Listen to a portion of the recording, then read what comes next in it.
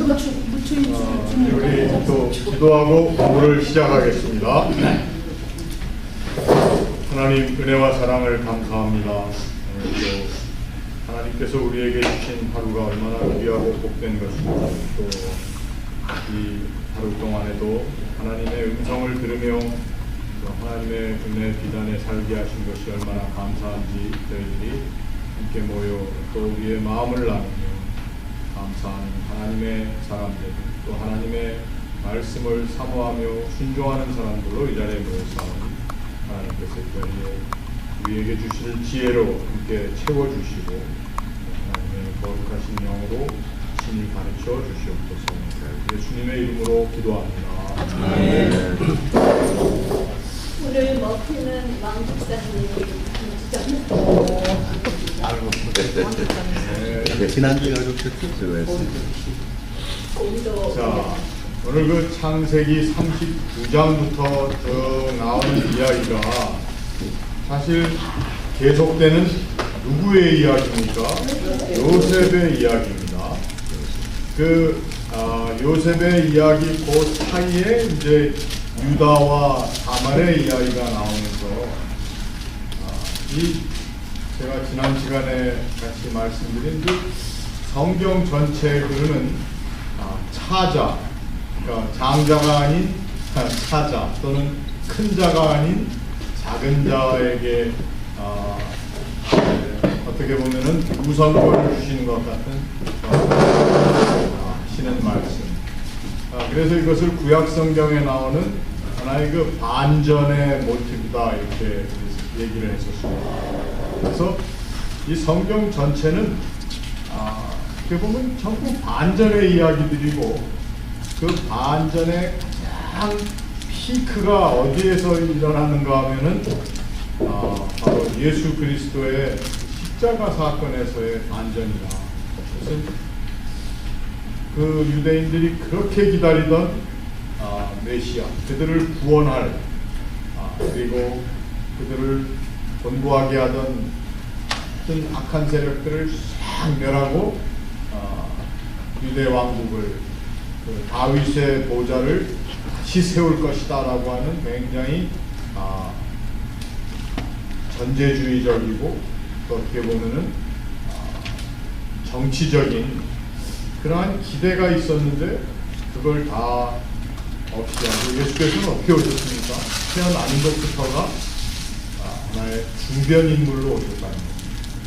어디 중심 세력으로 오신 게 아니라 주변으로 오셨고 또 한 가난한 목수의 아들 그리고 사람들의 의심과 또 지탄을 받을 수밖에 없는 그런 자리에 있던 한 여인 마리아라고 하는 처녀가 임신한 참 어떻게 보면은 예수님의 나시는 상황도 절대적으로 이것이 어떤 중심적인 환호를 받을 만한 또 사람들의 열망을 확 충족시켜주는 그러한 자리가 아니었고 등장하는 사람들이 목자들, 짐승들 뭐 이런 자리에 오셨다는 거죠.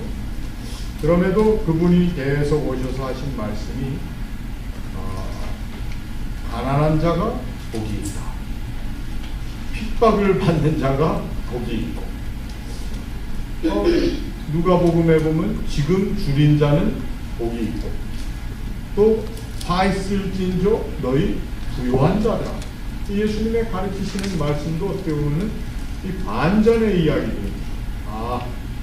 잘 되고 잘 먹고 잘 살면 그것이 복인 줄 알았는데 그게 아니다라고 얘기하죠. 근데 그 사건이 결국은 어디까지 갔느냐 하면은 메시아라고 자기 자신을 비밀스럽게 말씀하셨지만 그렇게 자기 자신을 메시아라고 얘기하고 제자들로부터 고백을 받은 그분이 맥없이 십자가에 달려 죽으셨다는 거예요. 그러면 큰 실망과 좌절로 이 모든 것이 끝나야 되는데 거기에 그렇게 죽은 예수님을 살리시는 일이 바로 그 십자가 사건의 가장 큰 반전의 그림이라는 거죠. 자, 그래서 오늘 우리가 읽는 구약 성경에 나와 있는 요셉의 이야기 그 가운데 38장에 유다와 다말의 이야기가 있는데 이 유다와 다말의 이야기에서도 보면은 우리의 기대를 완전히 꺾어버리는 가계에 이어지는 이야기입니다.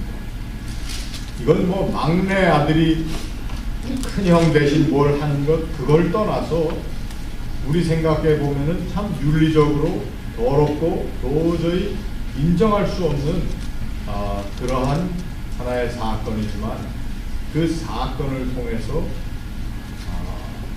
굉장한 반전이 또 하나 전개됐다.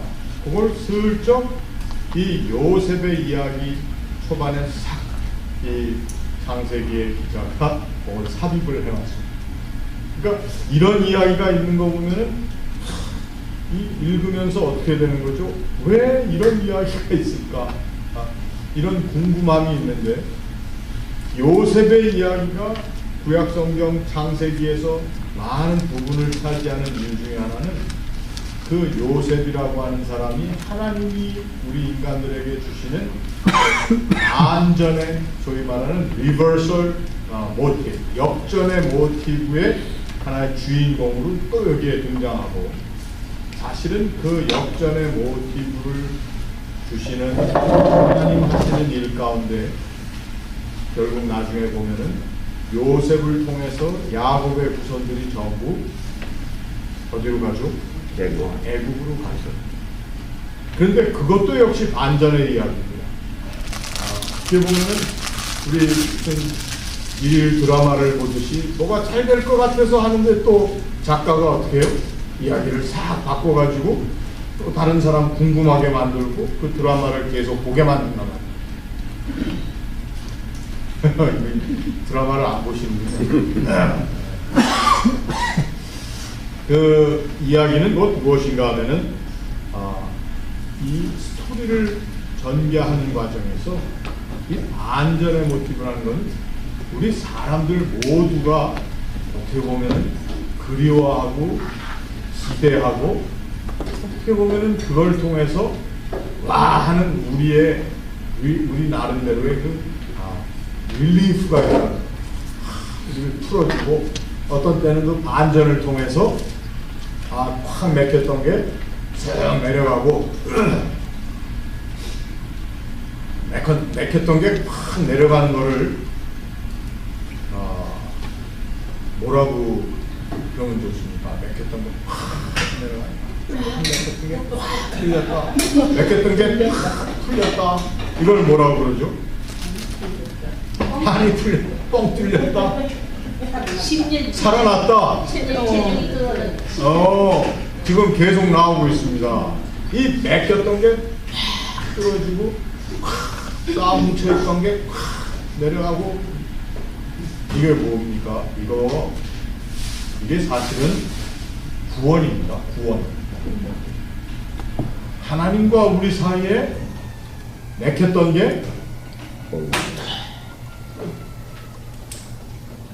그리고 우리가 묶여가지고 죄에 묶여서 막 이렇게 막 체해가지고 말이야 이러던 게 어느 한순간 뭐가 탁 와가지고 풀어졌던 게 쫙 풀렸어. 그러면 뭐 구원이라고 하는 것을 제가 너무 이렇게 픽처리스크하게 그림적으로 표현을 해서 뭐하지만 구원을 체험한다는 것이 이거 어떤 지식적으로 알았다만이 아니고 이것이 우리 가운데 정말 큰 느낌으로 다가와야 되는 건데 그게 뭡니까? 역전의 모티브를 하나님께서는 우리로 하여금 구원을 알게 하고 체험하게 하는 데 쓰신다. 그러니까 그 반전에 있어서 역전에 있어서 가장 우리가 중요하게 생각해야 되는 것은 하나님이 일하시는 방법이다. 그리고 하나님께서 우리로 하여금 알기 원하시는 그것 중에 하나가 바로 하나님이 이렇게 일하신다. 그러니까 가장 큰 반전은 우리의 신앙의 이야기를 다시 하면은 먼저 우리가 그 반전을 가장 깊게 체험할 수 있는 방법은 내가 죄인이라고 하는 죄에 묶여 있는 나의 모습 또 묶였던 그 모습과 그 다음에 그걸 풀어주시고 그걸로부터 자유케 하시는 그 하시는 일을 우리가 세상 말로는 옳소, 우리 말로 성경의 말로는 아멘 할렐루야 이렇게 하는 거. 그러니까 할렐루야, 하나님을 찬양하는 이유는 하나님이 반전의 역전의 모티브를 공급하시는 하나님이시죠. 그래서 유다의 이야기도 보면은 어떻게 보면 지저분한 이야기고, 어떻게 이러한 일을 통해서 나중에 글을 읽는 사람들 다윗의 그 자기네들 왕족의 이야기, 족장 이야기, 이런 게 다 있나, 이런 생각을 해요.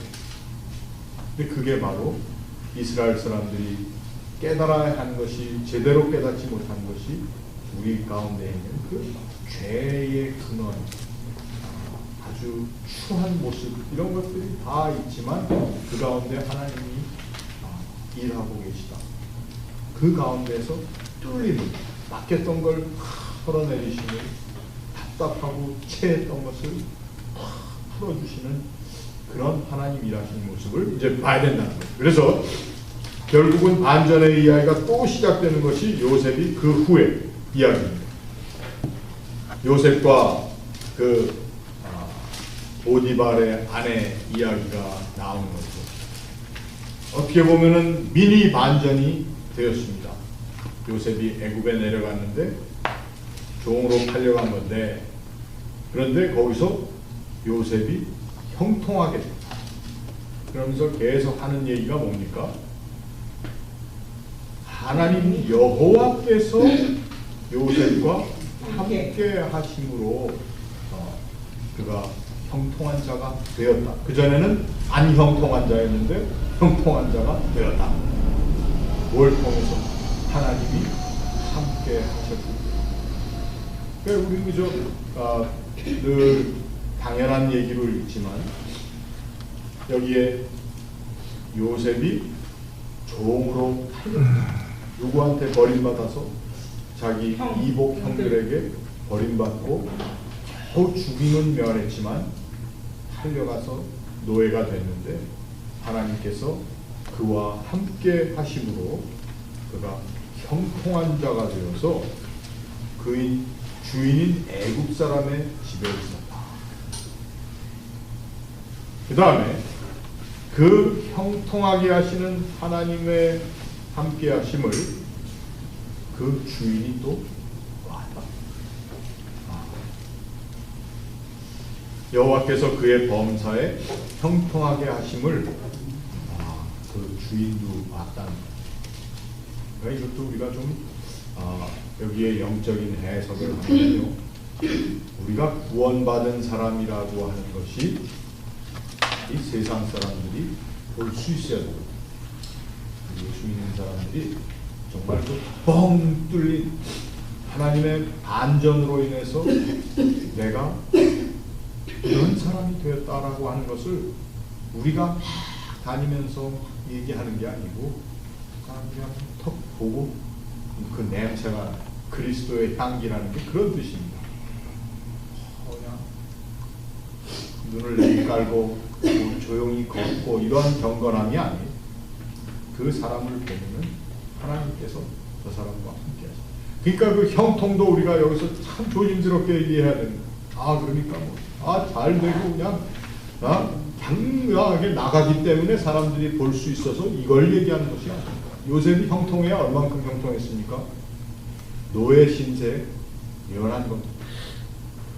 그리고 그래도 아직 주인 집 보디발의 집에서 그 집안을 전체 맡아 하는 정도. 그럼에도 그가 하나님이 함께 해 주시는 사람인 것을 그 주인이 압니다. 그러므로 요셉이 그 주인에게 은혜를 입어 섬겼다. 그러니까 우리는 이 세상에 믿지 아니하는 사람들을 대할 때 우리가 어떻게 대해야 될까요? 믿지 않는 사람들.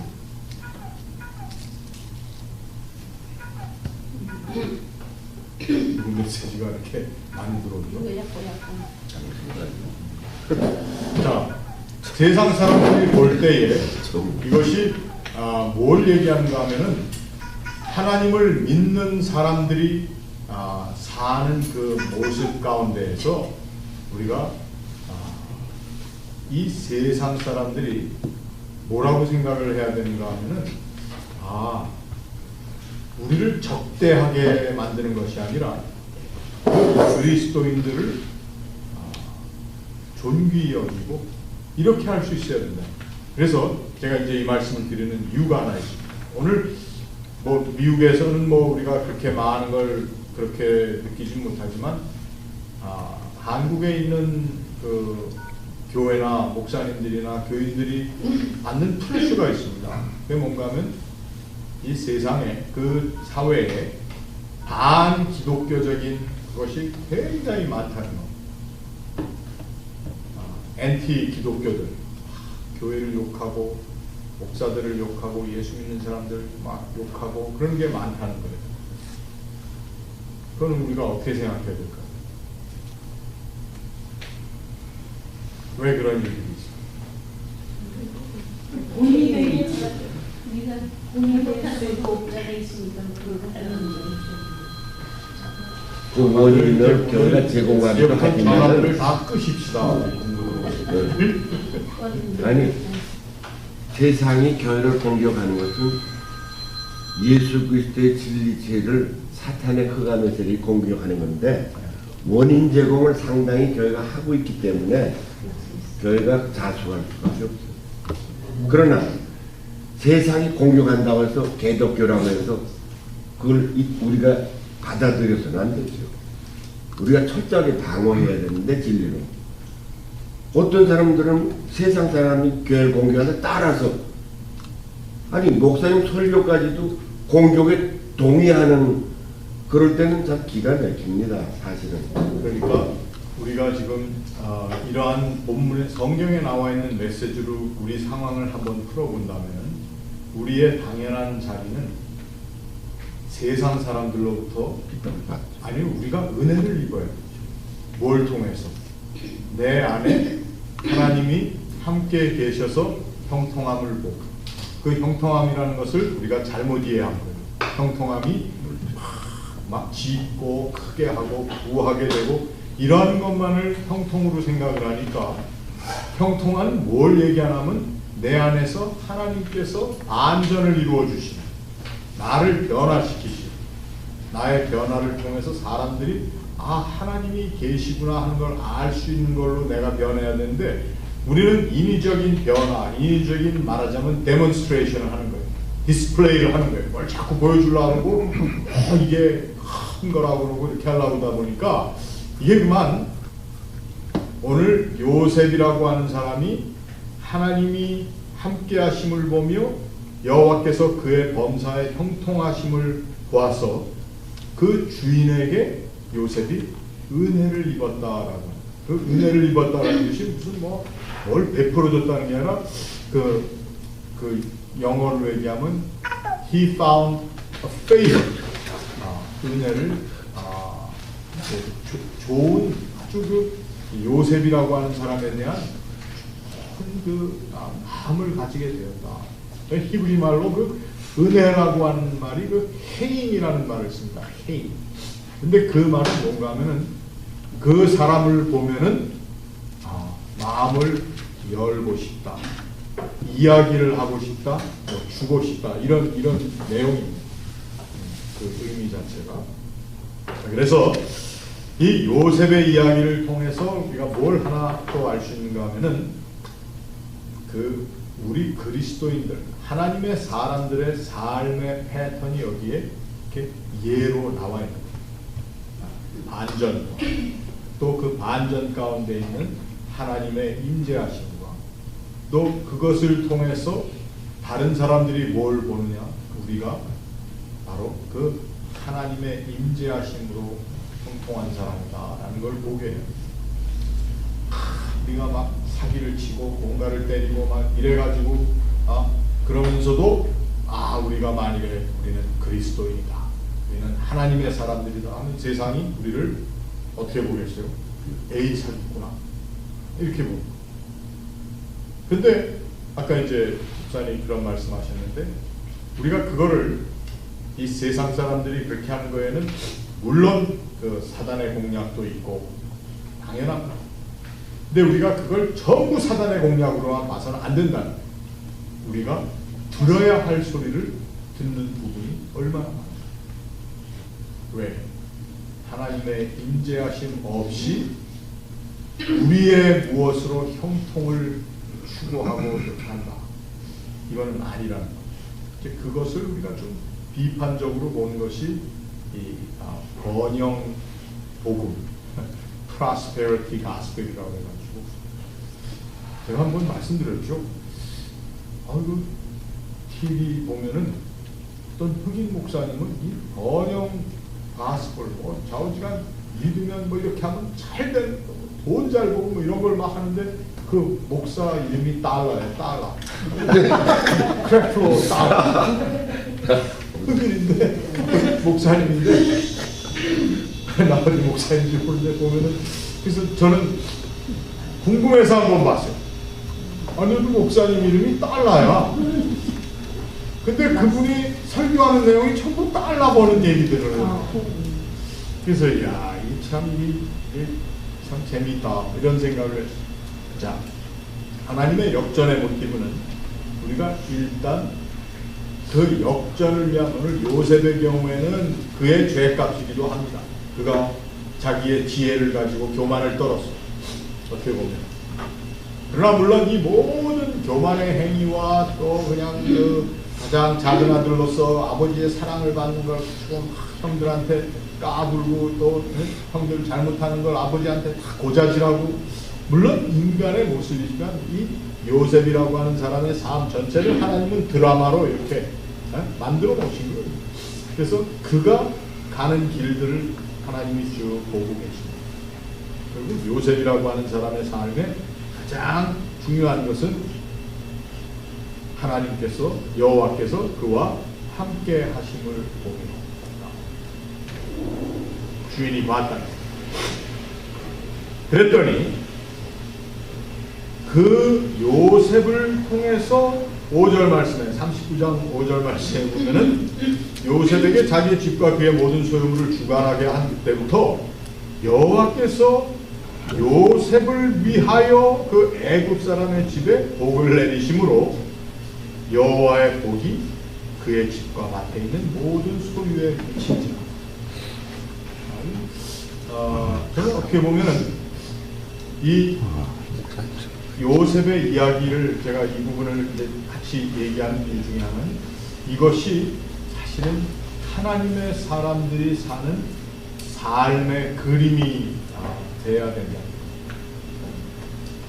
그러니까 여러분 잘 들으시길 바랍니다. 이거는 우리가 이 세상과 어떤 전쟁이나 이 세상이 물론 공중권세 잡은 자들에 의해서 움직여 나가는 것이 사실이지만 이 세상을 무조건 뒤지고 등지고 사는 사람들의 삶이 되어서는 안 된다.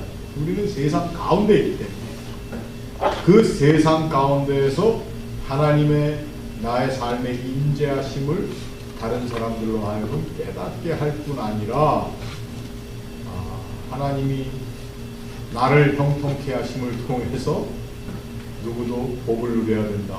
내 주변에 있는 세상도 복을 누려야 된다. 모르겠습니다. 이게 정말 쉬운 일은 아니겠죠. 어렵고 힘든 일이지만 그래서 그러한 것이 바로 요셉의 삶을 통해서 드러나고 또 증거되고 우리에게 권면되고 있는데 그러면은 그렇게 세상에서 하나님의 형통하심을 정말 가지고 사는 사람들에게는 몽땅 형통하냐. 몽땅 형통해서 그냥 마음 놓고 그냥 살면 됩니다. 이제 그 다음 이야기가 그렇게 형통한 사람에게 악재가 우리 좀 말로 하면 악재가 닥치는 거예요. 자기가 무슨 꼭 죄를 짓고 잘못한 건 아닌데 죄라고는 그냥 잘생긴 죄밖에 없어요. 여기 계신 분들도 전부 잘생긴 죄밖에 없어요. 그러니까 가지고 그냥 요셉이 젊고 잘생겨가지고 여기에 요셉에게 모든 것을 맡겨줬는데 주인이. 근데 요셉은 용모가 빼어나고 아름다웠다. 진짜 고맙다는 누가 조금 했다고 그래요? 조그맣기를 바랍니까? 여기 용모가 빼어났다라고 하는 그 히브리적인 표현은 good stature라는 말로서 키가 컸다는 뜻입니다. 용모가 빼어났다라는 말은 키가 사실은 컸다, 건장했다, 그러한 뜻입니다. stature라는 우리 영어로 많이들 번역을 합니다. 그래서 이 요셉이 나이에 비해서 또 크고 또 멋있게 생긴 사람, 장군사님이 제일 좋아하시는 분. 좀 조금 해가지고 좀 실망하셨잖아요. 요셉이 조그만 걸로 하셔가지고. 목표이다. 근데 그때 그 주인의 아내, 보디발의 아내가 요셉이 표현이 너무 재밌죠. 눈짓하다가 동심하기를 청했는데 요셉이 거절했습니다. 그래서 뭐 이런저런 설명은 우리가 뭐 해볼 필요는 없지만 그가 가지고 있었던 것은 거기에 뭐가 있느냐. 하나님이 형통케 하는 사람이 그 하나님의 임재하심으로 내가 형통하다는 생각을 못하게 되면 그 형통의 범위를 욕심으로 자꾸 그 바운다리를 넓혀가려고, 이것도 가져가고 싶고 저것도 먹고 싶고 이것도 내 거 하고 싶고. 이제 하나님이 형통케 하셨는데 형통하다 보니까 그 물질뿐만 아니라 파워도 있을 것이고 자기의 자신감도 있을 것이고 뭐 많지 않겠습니까? 그러니까 요셉에게는 이게 하나의 큰 템테이션이 될 수가 있죠. 유혹이 될 수 있습니다. 뭐 주인 없는 자리에서 주인의 아내가 그렇게 접근을 하는데 말이야. 그런데 여기 요셉이 뭐라 그랬냐면은 당신은 그의 아내고 당신은 내 주인이 금한 것입니다. 모든 것을 다 나에게 주었지만 이것은 금한 것입니다. 요셉이 하나님의 사람으로 금한 것을 자기가 소중하게 생각했어요. 누구의 이야기와 우리가 한번 비교해 볼 수 있죠? 네? 아담의 이야기와 우리가 이 창세기 이야기입니다. 아담에게 하나님께서 모든 걸 주시고 형통하고 복받은 사람으로 에덴에 두셨습니다. 근데 아담의 문제가 뭐였어요? 거기에 들어온 뱀의 유혹은 물론 하와에게 올 것인데 하나님이 금한 것을 그걸 먹고 싶었어요. 자, 그러니까 형통케함을 입은 사람의 마음 가운데 가져야 할 것은 하나님께서 나에게 주신 것과 원하신 것인 것이고 또 하나님께서 내게 원치 아니하신 내가 가지기 원치 않은 것이 무엇인가를 알아야 된다. 자, 그러면 그렇게 하면 하나님이 야, 너 내 말을 잘 들었다. 결국은 창세기에 나와 있는 아담의 이야기는 아담이 불순종을 통해서 하나님의 벌을 받고 에덴에서 쫓겨남을 당하였지만 오늘 요셉의 이야기는 그 하나님의 말씀에 순종, 말하자면 자기의 바운더리를 정확하게 이렇게 함을 통해서 쫓겨난 것이 아니라 쫓겨난 것처럼 보이죠. 어디로 쫓겨났어요? 감방으로 갔습니다. 감옥으로 가는 쫓겨남을 당한 것 같지만 결국은 어떻게 됩니까? 거기에 이제 반전의 이야기가 하나님 하시는, 왜 하나님이 동행하시니까 이 사람의 삶에는 뭐가 있어요? 항상 반전이. 아주 억울하게 그가 옥에 갇히게 된 이야기가 쭉 나옵니다. 그 포인트는 뭡니까? 요셉의 말에서 우리가 포인트를 찾는 거죠. 나에게 모든 것을 그래서 39장 9절에 이 집에는 나보다 큰 이가 없으며 주인이 아무것도 내게 금하지 아니하였어도 금한 것은 당신뿐이다. 내가 어떻게 그런 악한 일을 행하여 하나님께 죄를 구역교재 이번에 공부하시는 분들 다음 주에 구역 공부하실 때 그 얘기들을 좀 하실 겁니다. 내가 어떤 사람과의 관계를 가질 때 내가 하나님과 가지고 있는 관계와 그 사람이 하나님과 가진 관계를 생각하면서 우리가 관계를 맺어야 된다. 이런 것들이 이제 그런 내용이 구역 공부의 다음에 나가는데요. 요셉은 바로 자기 자신이 하는 자기의 행위와 또 그 행위를 이렇게 막 부추기고 하는 이러한 사람, 그냥 한 여자로만 본 것이 아니라 그 여자 또 주인의 아내로만 본 것이 아니라 그 주인, 다 뭘로 생각하면 내가 잘못하는 경우에 이게 저 사람들에게만 죄를 지는 것이 아니라 하나님께 죄를 그러한 생각을. 아무튼 그렇게 해서 요셉이 이건 철저한 하락의 길을 걷게 된 거죠. 하나님이 반전시켜서 뭐 좀 딱 되는가 했는데 그만 또 여기서 그냥 급격하게 감옥으로 내리꽂았습니다. 그런데 그 요셉이 감옥에 갇혔지만 21절에 여호와께서 요셉과 함께 하시고 그 다음에 그에게 인자를 더하사 하나님께서 그에게 인자를 베푸신다.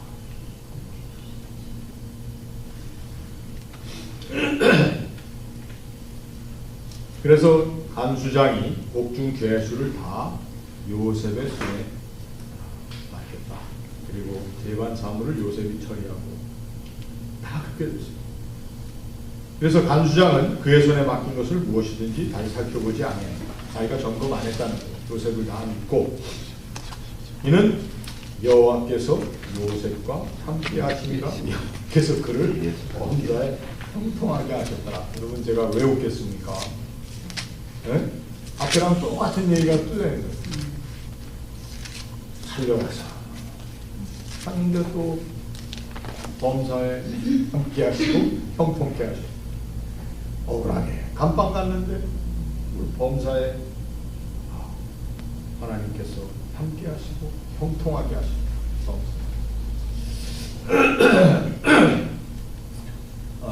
어떻습니까? 우리 신앙을 이러한 그 하나님의 말씀에 있는 이야기로 본다면 우리가 이해하는 이 세상에서의 우리 신앙인의 삶이라는 것은 어떻게 보면 이러한 하나님의 주시는 반전의 모습을 자꾸 체험하는 자, 한번 체험해서 다 끝나는 것이 아니라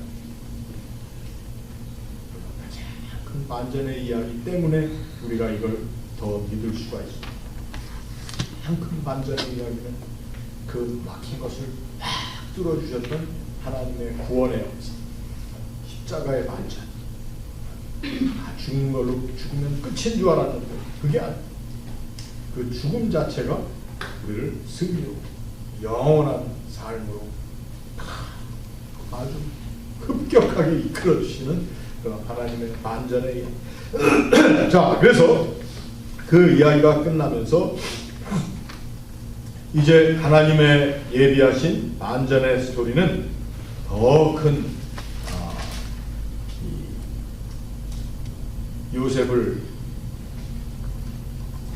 밑으로 떨어지는 타락의 인생 곡선을 그리는 줄 알았는데 그것이 아니고 이제는 그가 바로의 앞에까지 불려 올려가는 그런 사건이 생기게 됐다는 것입니다. 자, 그래서 40장에 나와 있는 이야기는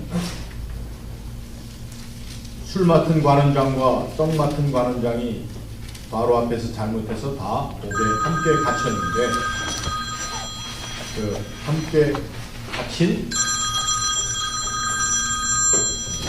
오늘은 또 우리가 리드미컬한 수업을 자 보면은 이 요셉이 감옥에 가 있는 동안 만난 사람이 우연하게도 바로의 술을 맡은 관원장이다. 말하자면 이 술 맡은 관원장이라는 말은 우리 말로 하면 버틀러. 버틀러는 뭐 하는 사람인가 하면은 주로 음료를 책임지는 사람인데 음료. 그래서 요즘 얘기하면 그 뭐라 그러죠? F&B라고 그러죠? Food and Beverage. 되게 좋은 데 그런 데 가면 그 F&B를 맡은 사람이 얼마나 높은 자리인지 모르겠어요. 그 당시에도 떡 맡은 사람과 또 술을 맡은 관원장이니까 이 둘 다 바로의 굉장한 신망을 사고 있는 사람이고 이 사람들의 위치는 굉장히 큰 위치였다는 거예요. 느헤미야라고 하는 구약의 사람도 사실은 왕의 술 맡은 관원장이 술을 맡았던 사람. 바로 버틀러. 임금님의 버틀러니까 우리 조선시대 한국의 상황으로 얘기하면은 임금님의 수라상을 최종적으로 책임지는 상궁입니다. 그래서 항상 어떻게 하죠? 드라마 얘기를 하면은 우리 교인들은 드라마를 안 보시기 때문에 먼저 맛을 보는데 뭘로 맛을 많이 본다고 그러죠? 은수죠. 다 아시죠? 이런 사람들이 왕의 바로의 이렇게 신임을 받던 높은 자리에 있던 사람들이 뭘 잘못했는지 거기에 다 들어왔습니다. 그래서 바로의 노여움을 사서 들어온 사람들이 바로 이 보디발이 그냥 말하자면 총책임을 지고 있는 그 옥에 갇혔는데 그 옥이 바로 요셉이 갇힌 옥이었다. 그래 보면은 우연히가 아니라 이것들이 다 지금 하나님이 요셉의 삶에 함께 하시기 때문에 쭉 일어나는 일들이죠. 그래서 그 자리에서 일어났던 일이 우리 여러분 다 아시니까 이 40장을 다 읽지는 않겠습니다. 근데 40장의 내용이 뭡니까? 그 사람들이 둘 다 꿈을 꿨는데 그 꿈이 참 이상야릇하니까 그 꿈에 대해서 해석을 누가 해줬어요? 해몽. 꿈쟁이인 요셉이 꿈을 해몽해 줬습니다. 그러면서 그 떡 맡은 관원장의 꿈 해석은 네가 곧 죽을 것이다. 그 다음에 나무에 달릴 것이다. 이렇게 하고 했는데 술 맡은 관원장은 내가 다시 그 자리를 회복하게 될 것이다. 그래서 바로의 술 맡은 관원장은 머리를 들게 됐다. 머리를 들게 됐다는 말은 그 왕 앞에 설 수 있게 되었다는 겁니다. 그러나 술 맡은 관원장은 섬기는 쪽으로 그렇게 됐고 떡 굽는 관원장은 목에 달리고 우리가 그 이후에 자세한 거는 왜 그랬는지 이런 건 알 수가 없습니다. 네? 그거 알려고 암만 해봐야 그런 질문에는 답이 없어요. 근데 40장 마지막에 이야기가 너무 재밌어요. 술 맡은 관원장이 요셉을 기억하지 못하고 그를 잊었더라. 사람은 망각하고 사람은 자기 책임을 기피하고 또 사람은 어떤 때는 자기 의리를 안 지키고 뭐 이런 것 때문에 일이 꼬이는 것 같지만 여기 나와 있는 40장 마지막에 그렇게 그 술 맡은 관원장은 잊어버렸지만 41장에 보니까 이제는 또 바로가 꿈을 꿨다는 겁니다. 바로가 꾼 꿈이 아주 또 이상야릇한 꿈을 꿨습니다. 그래서 나일강 한번 우리 41장 한번 1절부터 8절까지 읽어보겠습니다. 만 2년 후에 꿈을 꾼즉 나이가 나일강가에 서 있는데 보니 아름답고 살찐 7 암소가 강가에서 올라와 밟밭에서 뜯어먹고 그 뒤에 또 흉하고 평이한 다른 7 암소가 나일강가에서 올라와 그 소와 함께 나일강가에 서 있더니 그 흉하고 편이한 소가 그 아름답고 살찐 7 소를 먹은지라 바로가 곧 깨었다가 다시 잠이 들어 꿈을 꾸니 한 줄기에 무성하고 7 이삭이 나오고 그 외에 또 간을 보고 많은 7 이삭이 나오더니 그 많은 7 이삭이 무성하고 키가 7 산을 삼킨지라 바로가 깬즉 꿈이야 아침에 그의 마음이 번민하여 사람을 보내어 애굽의 성읍과 여인들을 불러 그들에게 그의 꿈을 말하였으나 그것을 바로에게 해석하는 자가 없었다. 그러니까 하나님께서 오늘 이 이야기를 전개해 나가는 가운데 그 반전의 모티브를 주시는데 사용하시는 툴은 꿈입니다. 왜? 우리 다 아시다시피 이 요셉이라고 하는 형들이 얘기하는 저 꿈꾸는 자, 꿈쟁이. 지금 꿈쟁이가 종으로 잡혀왔다가 꿈쟁이가 얘기를 들어보니까 뭔가 점점 돼갈 것 같았는데 싹 끊겨버렸거든요. 40장에서. 그 술 맡은 관원장이 요셉을 기억하지 못하고 그를 잊어버렸으니까 우리는 이 이야기를 한번 읽었기 때문에 이게 다 알죠. 이렇게 될 거다. 근데 이걸 처음 듣는 사람이 이걸 드라마로 본다면 딱 끝나고 다음 주 이 시간에 되는 거 아닙니까? 굉장히 궁금하고 그랬는데 또 꿈 얘기가 또 시작이에요. 그래서 바로가 꿈을 꿨는데 그게 언제? 만 2년 후에 그러니까 우리 생각에는 요셉이 그 꿈 해석을 해줘서 그 술 맡은 관원장이 바로가 우리 40장 보면은 요셉이 꿈 해석해 준 때가 언젠가 지금부터 사흘 안에 바로가 당신의 머리를 들고 당신을 나무에 달 거다 이렇게 얘기했고 또 술 맡은 사람에게는 또 3일 후에 이렇게 다 얘기를 했어요. 그런데 사흘 후에 딱 그게 됐어야지 우리 생각에는 그 사람들이 기억한다 그랬으니까 술 맡은 관원장 죄가 이렇게 된 것은 감옥에 있는 히브리 사람 요셉 때문에 이렇게 됐습니다. 그죠? 우리 생각에는 우리는 급하잖아요. 근데 싹 까먹어버리고 요셉은 얼마 더 있었던 거예요? 2년을 감옥에 더 있었던 거예요. 오래 있었죠. 그런데 하나님께서 2년 동안 또 기다리신 후에 왜? 바로가 꿈을 꿔야지. 바로가 꿈을 꿔서 그 꿈에 대해서 왕이 고민하니까 술 맡은 관원장은 뭐 하는 사람이라고 그랬습니까? 가장 가까운 상궁입니다. 남자지만 뭐라 그러죠? 내전 내시라고 그러나요? 우리말로 딱 바로의 얼굴을 보니까 이걸 꿈꾸고 막 괴로워하고 그러는데 그때야 이제 이 생각이 난 거예요. 그러면서 술 맡은 관원장이 바로에게 말하여 이르되 내가 오늘 내 죄를 기억하나이다. 이건 지금 해석의 문제입니다만 이 죄를 기억했다는 것은 자기가 그때 임금님으로부터 킥아웃 당하게 된 그 죄를 제가 기억합니다. 그런 뜻이죠. 근데 좀 더 뒤집어서 보면 이 술 맡은 관원장이 죄를 졌어요.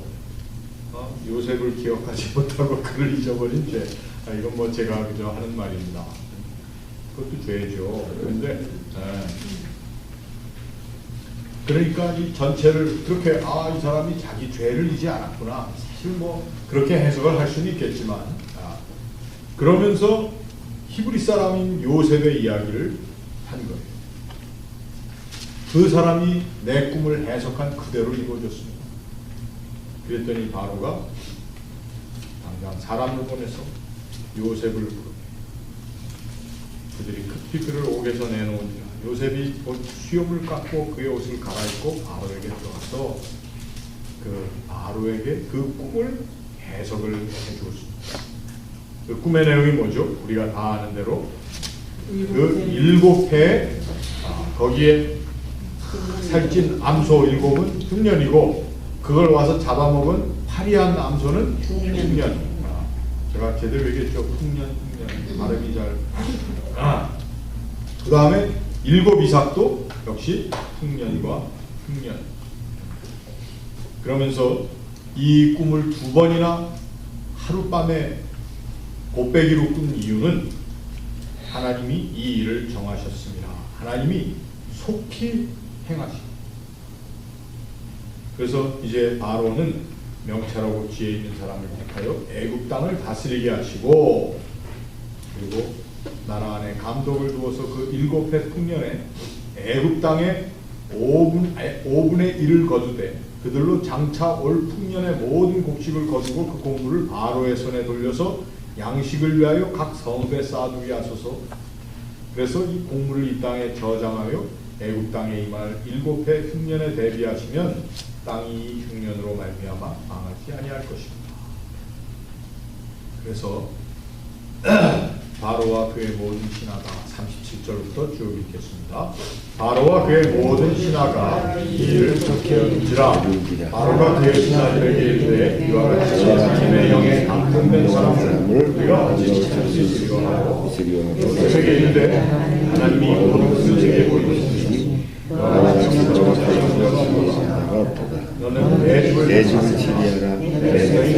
내 명령에 복종하리니 내가 너보다 못한 것은 내 왕자뿐이니라. 바로가 또 요셉에게 이르되 내가 너를 온 땅의 총치가 되게 하노라. 자기의 긴장 반지를 빼어 요셉의 손에 끼우고 그에게 세마로 옷을 입히고 금사슬을 목에 걸고 자기에게 먹은 소금의 줄을 끼우고 우리가 그 앞에서 소리치기를 엎드리라. 바로가 그에게 애굽 전국을 총독하게 하시니라.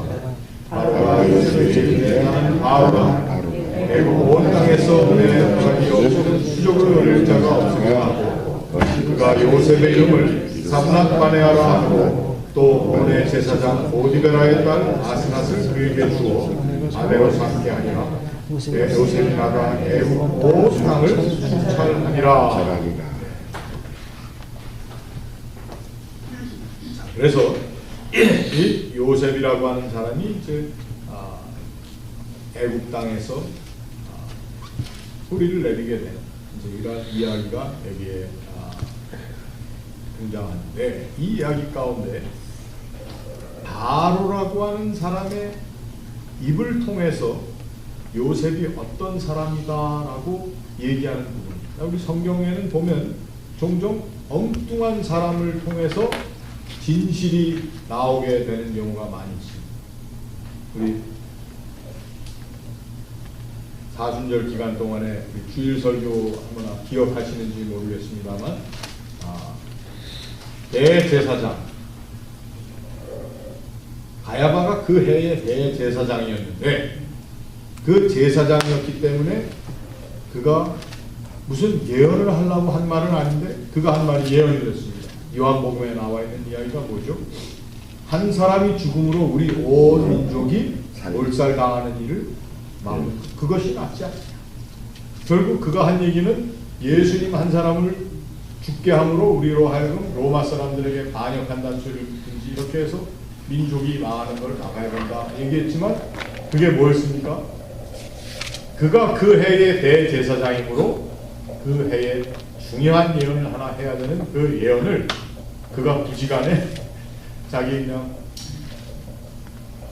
예수님을 죽이려고 한 말 그것이 예언의 말씀이 됐다는 거예요. 예수께서 온 민족뿐만 아니라 그를 믿는 모든 사람들을 구원하시기 위해서 죽을 것에 대해서 이미 그가 예언한 것이죠. 오늘 바로도 뭐라 그랬습니까?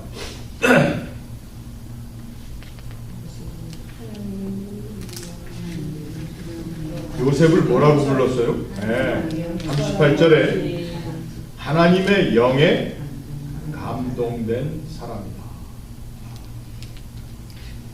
하나님의 영에 감동된 사람이다. 그러면 어떻게 보면은 이거는 그냥 그 당시 상황 가운데 모든 박수, 술사 이런 사람들처럼 신의 영에 감동된 사람이다라고 그렇게 얘기한 것이지 않겠습니까? 물론 바로가 그렇게 얘기했겠지만 오늘 여기에 나와 있는 이야기는 하나님의 영에 감동된 사람이라고 표현한 바로의 말이 그동안 되어진 이 요셉의 인생 전체를 우리가 거기에 비추어서 이해해 봐야 됩니다. 우리가 하나님의 영에 감동된 사람이 그냥 잘못 생각하면은 하나님의 영에 감동이 돼가지고 무슨 투시의 은사가 있다든지 또 뭐 이렇게 뭐 좀 신비한 뭐 이런 것만 하는 사람으로 우리가 생각하기 쉬운데 정말 하나님의 영에 감동된 사람은 우리가 지금껏 읽은 요셉의 인생에 뭐였다고 그랬습니까? 하나님의 반전의 역사가 그 삶에 체험되면서 하나님이 함께 하심으로 형통함을 보는 것. 그래서 그 삶에 자기의 뭐 잘 되고 이런 게 드러난 것이 아니라 하나님이 일하시는 모습이 드러나는 그 영의 감동이 됐다라고 하는 말은 여러분 이 감동이라고 하는 말 자체가 하나님의 루악, 하나님의 입김이 그 사람의 삶에 스며들어 있다는 뜻으로 우리가 해석할 수 있습니다. 기운입니다. 기운. 하나님의 영이라고 하는 그 히브리 말은 루악 하게 되면 얼마나 강한 발음인지 모릅니다. 하나님의 입김이, 하나님의 숨결이 그의 삶을 끌어주고 있는 사람. 물론 그는 꿈을 해석하는 지혜로운 영을 가진 사람이지만 여기 바로가 얘기한 것은 그러한 뜻에서 하나님의 영에 감동이 돼서 꿈을 해석해 줬으니 얼마나 기가 막히냐. 넌 정말 하나님의 영에 감동을 받은 그러한 사람이다. 바로는 그렇게 얘기했지만 마치 가야바가 예수님을 죽이려고 한 사람 죽는 게 낫지 않냐? 그래서 모든 사람 다 사는 게 근데 그게 구속의 예언이 돼버렸어요. 한 사람이 죽음으로 모든 인류가 사는 거 말이에요. 그래서 여기 바로가 얘기한 것도 하나님의 영에 감동이 된 사람이라는 것을 이 요셉의 삶을 통해서 우리가 그 뜻이 무엇인지 한번 새롭게 해석해 볼 필요가 있지 않겠느냐 하는 것입니다. 자, 흉년이 들기 전에 50절, 41장 50절에 요셉이 온이라고 하는 지역의 제사장 오디베라의 딸 아스낫을 통해서 아들을 낳았는데 그 아들이 둘이 하나는 므낫세고 하나는 에브라임이라 하였으니 자, 그 므낫세와 에브라임이라는 것이 참 재미있는 그 단어 플레이입니다. 마나세 그 잊어버렸다라고 하는 그 뜻의 이제 이것을 명사로 만드는 건데 므낫세입니까? 잊어버린 바 된 존재라는 뜻입니다. 므낫세의 원래 뜻이. 근데 요셉이 자기의 삶을 보니까 종종 잊어버려진 존재로 채색 옷을 지어인 아버지로부터 떨어져 나가서 이제 죽은 자로 간수된 거죠. 예. 아들이 야곱이 잊어버렸어요. 근데 이 성경은 어떻게 해석을 했느냐? 하나님이 내게 내 모든 고난과 내 아버지의 온 지위를 잊어버리게 하셨다는 의미로 이름을 그렇게 지었다는 것. 원래 그 므낫세의 이름 자체는 잊어버리는 일이라는 뜻이 아니라 잊어버린 존재라는 뜻이에요. 그러니까 자기의 삶의 모습을 아들에게 그렇게 지으면서 요셉이 그 이름을 어떻게 새롭게 해석을 했습니까?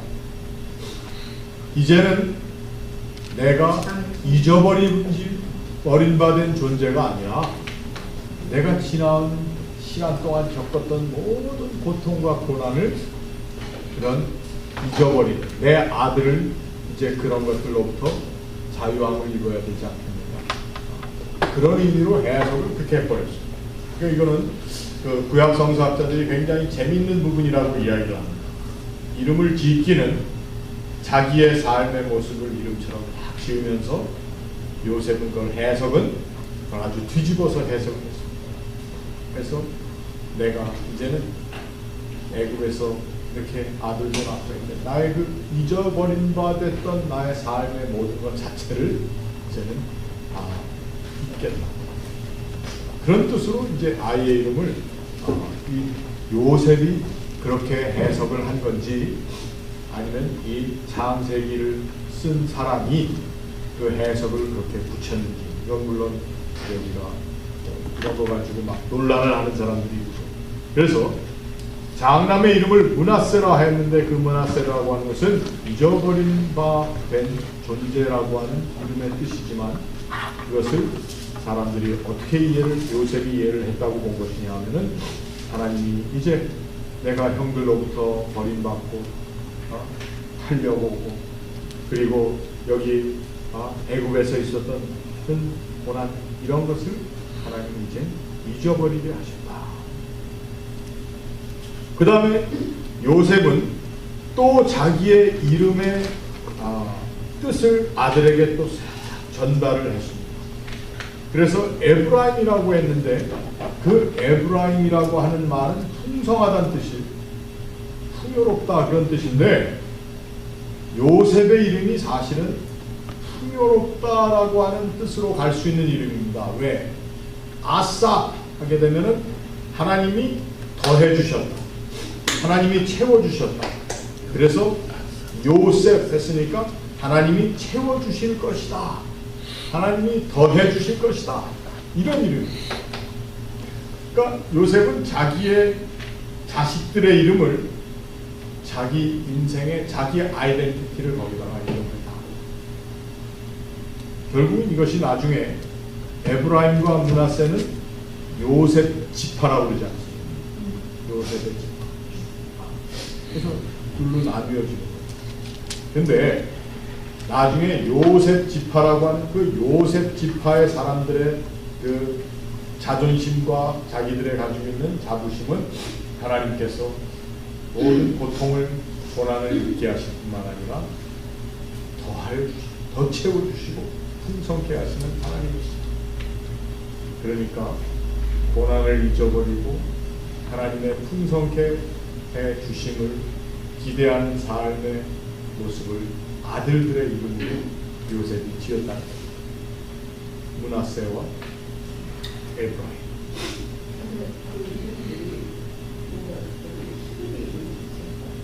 그렇죠. 그것은 히브리 이름.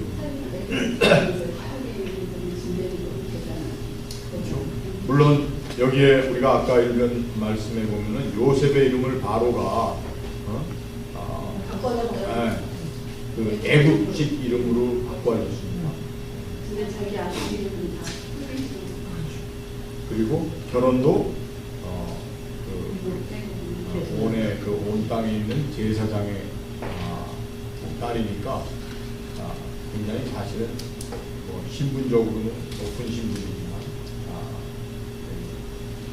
아브라함과 이삭과 야곱의 그 가보를 따르기에는 부족한 모습이 이제 여기 있다. 그래서 이제 전에 한번 그 얘기 우리 하다가 말았죠. 왜 아브라함과 이삭과 야곱의 하나님으로만 하는지. 자, 그렇게 해서 요셉이 가정도 꾸리고 그 다음에는 3절로부터 쭉 무슨 이야기가 나오느냐. 애굽에도 이제 흉년이 들었고, 그 다음에 애굽 온 땅이뿐만 아니라 온 지면에 기근이 있어서 그때에 모든 창고를 열고 애굽 백성에게 팔세 애굽 땅에 기근이 심하며 각국 백성도 양식을 사려고 애굽으로 들어와 요셉에게 이르렀으니 기근이 온 세상에 심함이었더라. 그러면 이제 대충 또 무슨 이야기가 나올지는 우리가 성경을 읽었기 때문에 안 돼요. 그러니까 성경을 안 읽은 사람들은 무슨 생각을 할까요? 아주 우리가 가지고 있는 궁금한 것 이상의 궁금증을 가지고 있는 거예요. 이렇게 읽게 된 것. 그때 42장을 다 시작하면서 그때에 그때는 뭡니까? 성경에서 그때 그날 뭐 이렇게 하면요 하나님이 정하신 날이라는 뜻입니다. 그날에 예언서에 보면 그날 욤 파쿠라고 하는 그런 히브리 말을 쓰면은 그날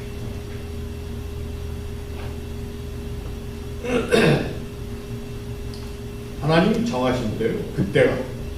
그러니까 지금 하나님께서는 요셉의 삶을 통해서 요셉이 은혜를 입게 하고 그렇게 하는 모든 것을 하나님은 누구로 하여금 보기를 원하셨느냐? 바로만 보기를 원하신 게 아니라 그 주변에 있는 사람들이 다 보기를 원하셨어요.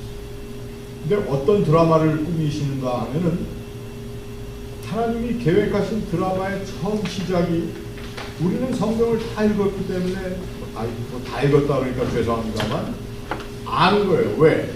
이제 야곱의 식구들이 요셉 때문에 애굽에 내려갈 일을 우리가 그게 이제 우리 그래서 오늘 이거 안 읽어도 다 알아요. 다 들었기 때문에. 그런데 그 이야기가 시작되면서 성경을 잘 알고 있는 우리들이 뭐까지 보는 겁니까? 이것이 바로 이제 이스라엘의 구원을 향한 이야기로 길다른치를 치고 있습니다.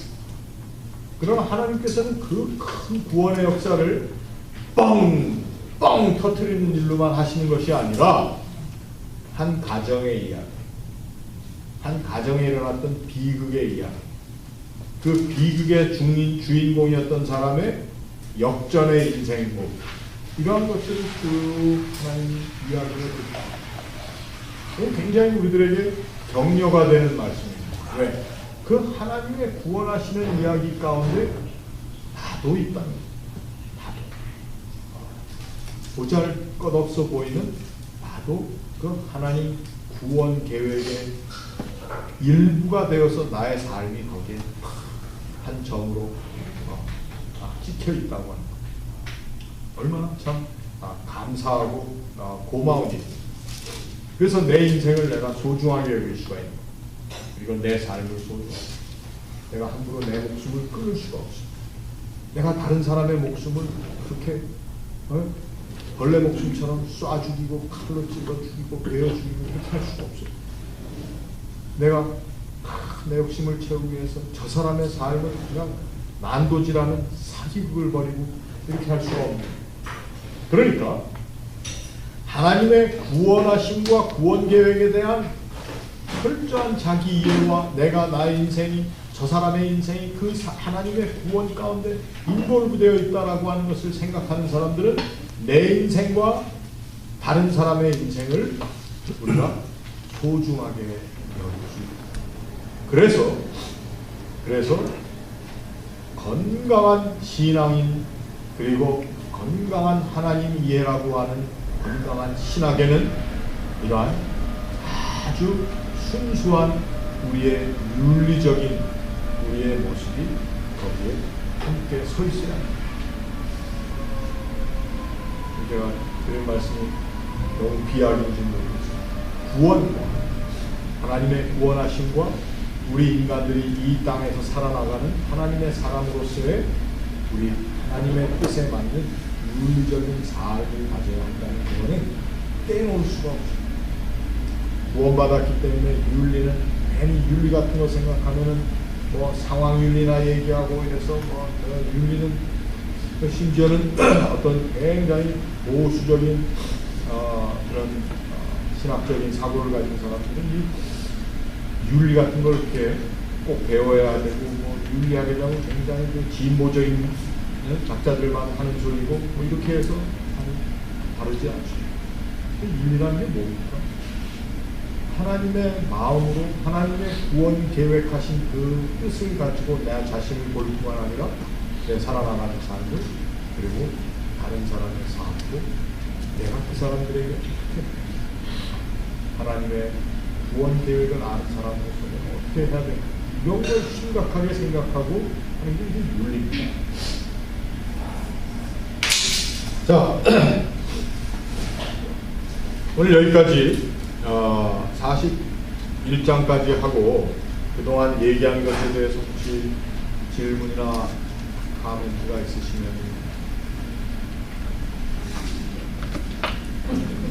저는 이 공부하면서 바로가 오바마라면은 오바마가 FRB 그린스펀 버네키 옐렌 뉴욕의 월가 이게 미국의 세계의 돈을 가지고 있는데 우리가 다 뭘 찾아서 전 세계에서 기근을 피해서 여사비가 온 것처럼 우리 코리안들도 뭔가 미국을 번영한 나라로 알고 얻으려고 왔기 때문에 오바마가 내가 높은 건 백악관에 있을 뿐이고 실제는 저 유대인들의 돈 창고, 금 창고를 유대인들이 홀다고 있지 않습니까? 거기에서 보다 다 나눠주고 풍성하게 됩니다. 자꾸 그래서 저는 왜 유대인들이 머니 가지고 머니플레이해서 이 지금 세계의 글로벌 시스템을 매니플레이트하고 그리스나 이런 하던 재정 상태도 유럽도 컨트롤하고 우크라이나 사태도 컨트롤하고 심지어는 IS까지 아사드를 넘어뜨리고 이미 이라크에서 죽였고 카다피도 죽였고 다 죽였는데 하나 남은 건 아사드인데 IS까지 지원하기 때문에 IS 세력이 시리아에 반군하고 해서 아사드의 목을 지금 노리고 있는데 과연 이 속에서 이런 건 정치적인 사태지만 동성연애와 이런 것도 뒤에서 출세한 사람들 돈 많은 사람들이 우리가 당당하게 이제 동성연애도 합니다. 이 세력에 우리 기독교가 잠식당하고 칭직당하는 상황을 볼 때 너무 비참한 생각이 들어요. 하나의 크리스찬으로서 저는 요새 정말 고민하고 평신도로서 나가서 목에 걸고 동성연애를 반대한다고 해서 내가 피자 가게 문 닫는 건 아니지만은 동정은 받겠지만 너무 잠잠한 데에서 모든 것을 그냥 상황 번영 신앙에 의해서 그냥 묻혀서 잠잠해야 될 것인지 우리 그냥 신앙에 안주하면서 그냥 조용히 있을 것인지 이게 저로서는 참 고민스러운 문제가 있습니다. 원래 그 고민이라는 거에는 무슨 답이 있으면 이제 더 이상 고민이 아닙니다. 그러니까 이 고민을 통해서 우리가 어떤 답을 얻기보다 그 다음 넥스트 스텝이 무엇인가 이런 걸 이제 그래서 함께 고민할 사람들도 찾고 이렇게 해야 되겠죠.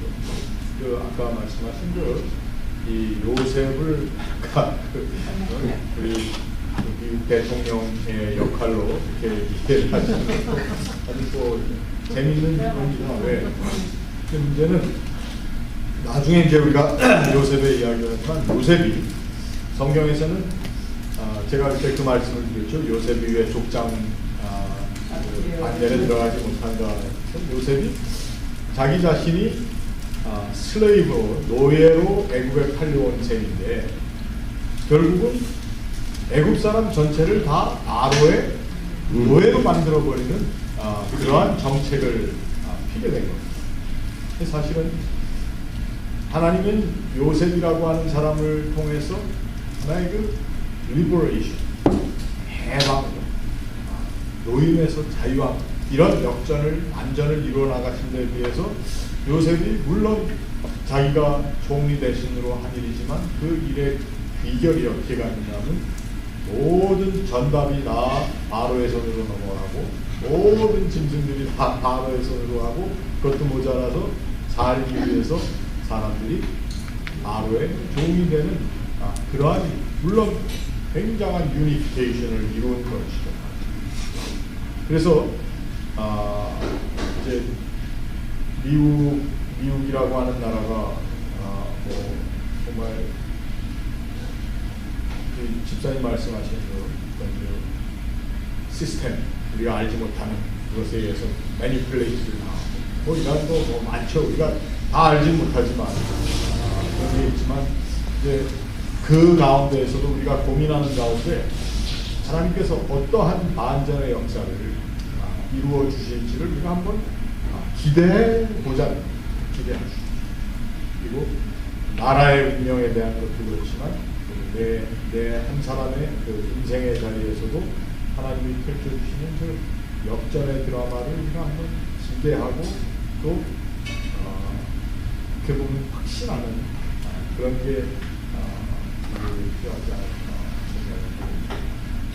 그런데 그 방금 조 집사님도 말씀하셨는데 거기에 다 답이라고 할까 거기에 접근할 수 있는 내용은 아까 목사님이 말씀하셨던 그 형통한 자를 어떻게 해석하느냐에 따라서 우리가 그 이해를 돕는 데 필요가 하다고 생각해요.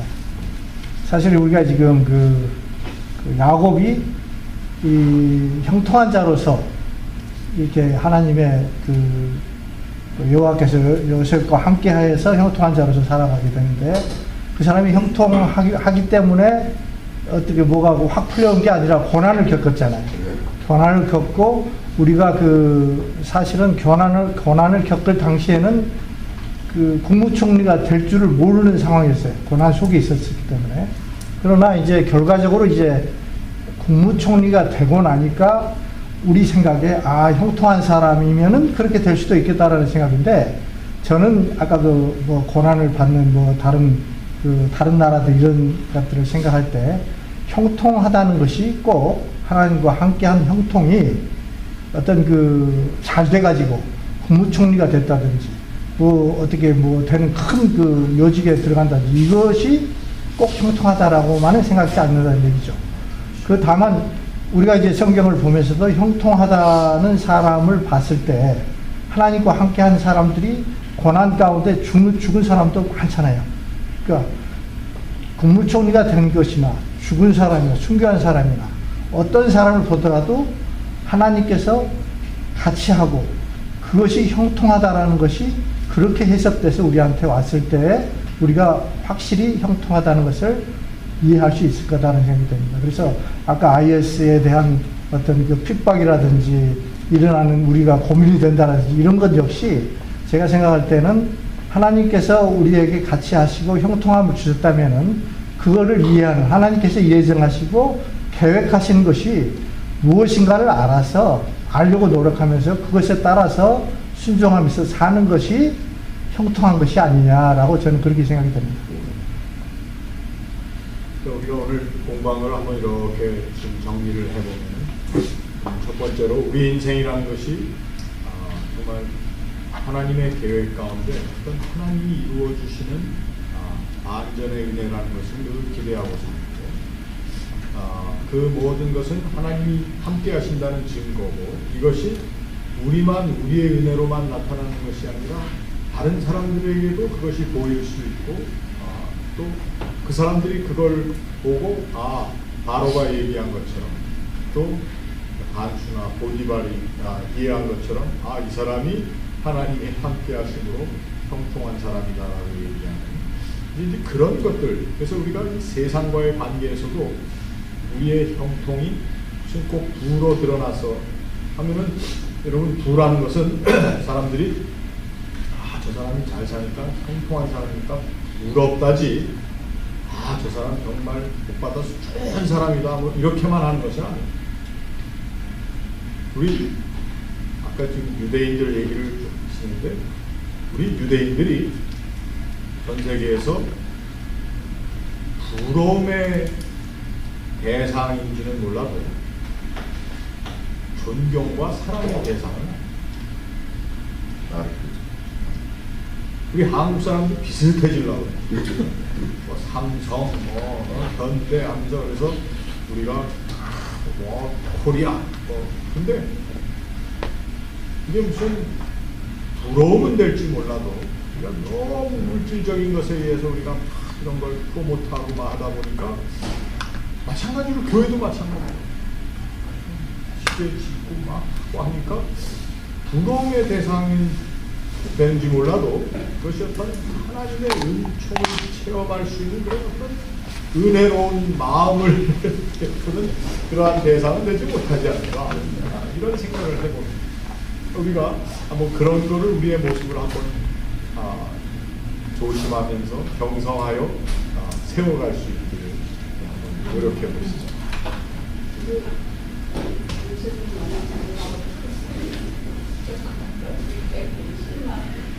너무 잘 나가고 똑똑해서 이명박 대통령 때 만사 형통을 어떻게 해석하냐면 모든 형통은 우리 형님을 통하라. 그래서 이상대 형님 그래서 그 우스갯소리는 누구나 다 그때 만사 형통은 이명박 대통령 형님을 통하는 게 만사 형통인데 저축은행은 다 먹어버리고 감옥에 갔어요. 이게 요셉처럼 감옥에 간지는 몰라도 그 이명박 형통이.